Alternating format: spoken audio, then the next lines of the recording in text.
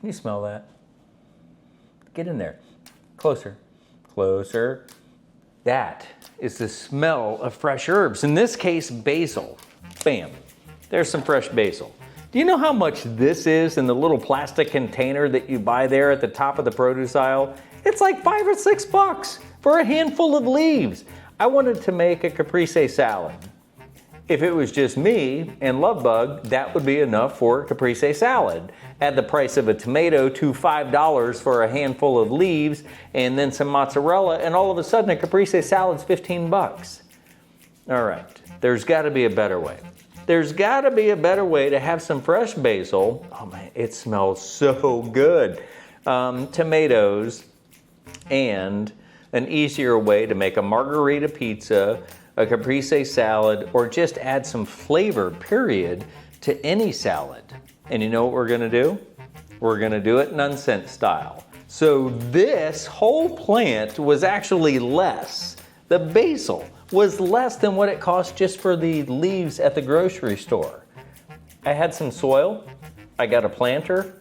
It sounds to me like we're gonna plant a pizza and a salad.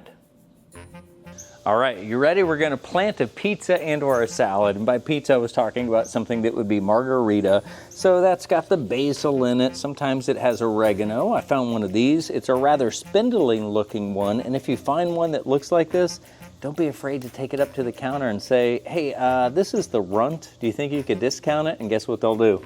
They'll discount it. And then I've got some curly leaf parsley. I love parsley, and I just think the curly leaf stuff is really pretty. This is also kind of a runt, but it's got a really good root structure. So that's gonna take off. And then how about this? It's not an herb, it's tomatoes. All right, so we are really planting the salad and or the pizza, little cherry tomatoes here. I think it'll be fun, and that is not going to overcrowd a little planter that I had around. This is the way that I do it. Everybody's got their own methods. I like a little bit of rock or gravel at the very bottom. It gives you a nice air layer, and that allows where the water settles down at the bottom to get some air to go around it, especially if you've got a drain and you're gonna sit it over top of a little drip tray, which we'll be doing. And that keeps the mold, fungus, and things like that from getting in the bottom. The next thing I like to do is add the dry soil, because then we can add the plants to it while the soil is still dry. It makes it a little easier instead of it being all cakey, and then we'll water it at the end. But let's go ahead and get our pizza in the ground. We'll start first with the oregano. I did not water these ahead of time, and that way, with just a little squeeze of the cup and a little tug here without pulling it free of the roots, I can get the entire ball out, the root structure, remove our little label here, and get this guy in the soil so it can continue to grow and spill over the edge. We'll set you right there. Next in line will be the basil. These things get pretty bushy. Same thing, just squeeze the sides or the bottom. It usually pops it free. That is a great root structure, something that you're looking for when you're buying any of these. And of course you want a nice head of leaves on the top of it. So we'll get that set with some room to grow. It's our curly leaf parsley. Same idea, just kind of work the edge here, break it free. So that way it just takes a little tug. That's also got a really nice root base on it. Look at that, all the way around. Get that in. And then finally, this should be fun, and we'll make sure we bring you back along the way here over the next couple of weeks and months to see how it's doing. But there's our little cherry tomatoes. Look at that. Some fresh flowers on the top, which means there's some buds and some new tomatoes that are going to be coming along the way. And now, let's go ahead, put a little bit more soil, get this topped off.